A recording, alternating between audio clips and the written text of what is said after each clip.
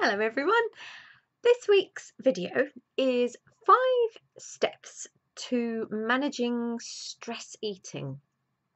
So stress eating generally happens when obviously our life is getting very busy and stressful. But equally it can happen when we are feeling very fearful about stuff that's going on and worrying about stuff that's going on. And worries are, generally speaking, not necessarily actual stuff that's actually happening in the reality of now. Worries are often to do with things we're worried about that might happen, or we're mulling over things that have happened in the past. And those fears and worries and anxiety can cause us to stress eat. If your stress is due to being crazy busy, or I don't know, you've got someone in hospital who's very ill, a very real, definite stressful situation, then then the fear and the worry is telling you that yeah, there is something to worry about here. And then what the way you manage that is to do what you can to look after yourself in those moments. But a lot of the worry and stress eating that I see with my clients, and also that I find with myself, is that actually it's often to do with worries that haven't necessarily happened yet, or have things that have gone on in the past that have bugged me. So what I'm going to outline now is 5 steps to actually managing that. And it's based on a book by someone called, where is it, Dawn Hubner. And it's this one: What to Do When You Worry Too Much. If you can see that, What to Do When You Worry Too Much.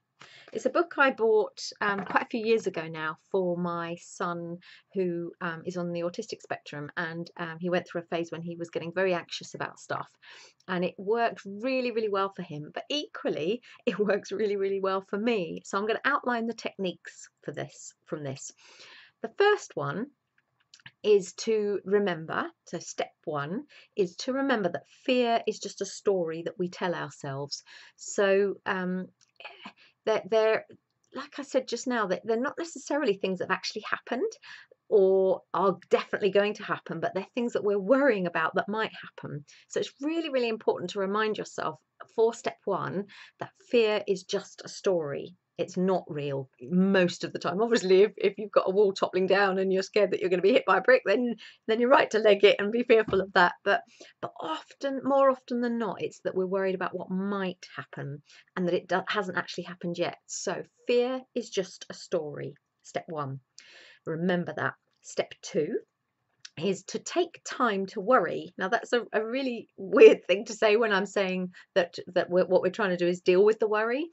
But often when we don't allow time for worry, we just mull all day about it. Whereas if you allow yourself a specific time each day, and it should be no more than 15 minutes according to this book, where you will allow yourself to worry, then the rest of the time you park it.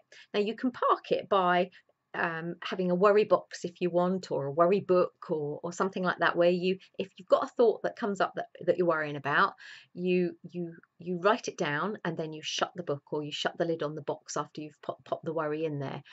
So allow time to worry, but equally allow time not to worry. So as soon as you find yourself worrying about something, you park it. You park it in your worry box or in your worry book.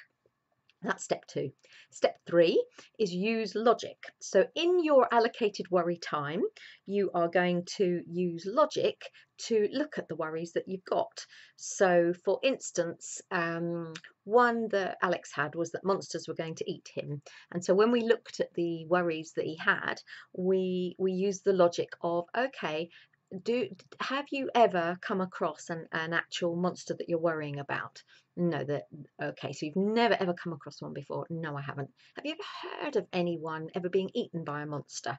No, I haven't. So you get the drift. Now obviously if it's something like, I'm going to be bitten by a dog, well, yeah, that can happen, can't it? But equally, the times when it does happen are rare in comparison to the amount of times you might go out in a day.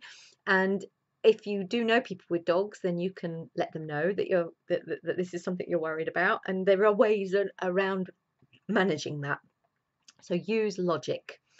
And then when the worry comes up, and you can do this in your worry time, but equally, and it's best to do it in your worry time, but equally, if it pops up during the day, you can just talk back to it. And remember that worries often lie. So like Alex worrying about monsters. Well, there isn't anything. There isn't. We all know that there aren't monsters, and that fear that is generated is just a story that we're telling ourselves. It's more often than not they're just worry lies.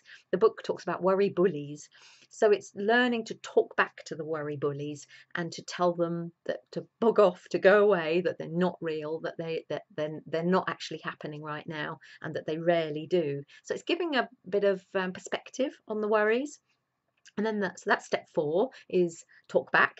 And then step 5 is do a reset. So body and mind are integrally linked, and what we are feeling will be related to how we carry ourselves, and how we carry ourselves will impact what our thoughts are. So looking after your mind and body as one is really important. So you can reset in 2 ways. One is by being active in some way. It doesn't have to be running around the block, but it could be if you want to, but some form of activity. For me, it's often getting out into the garden and just resetting by going and doing some weeding or dealing with my chickens or something like that. So some form of activity and looking after yourself in the way you eat. So not eating a load of junk, which will impact how your body works. But also the other way is to relax. So to do some form of meditation, yoga. Research has proven that this switches off the worrying part of our brain. So 5 steps to managing stress eating is to tackle at source the fear. Okay, so 1, remember fear is just a story we tell ourselves. 2, remember to allow an allocated worry time. 3, use logic in your worry time. 4, talk back and tell them that they're lying and tell them to bog off the worries. And then 5, do a reset. So I hope that helps.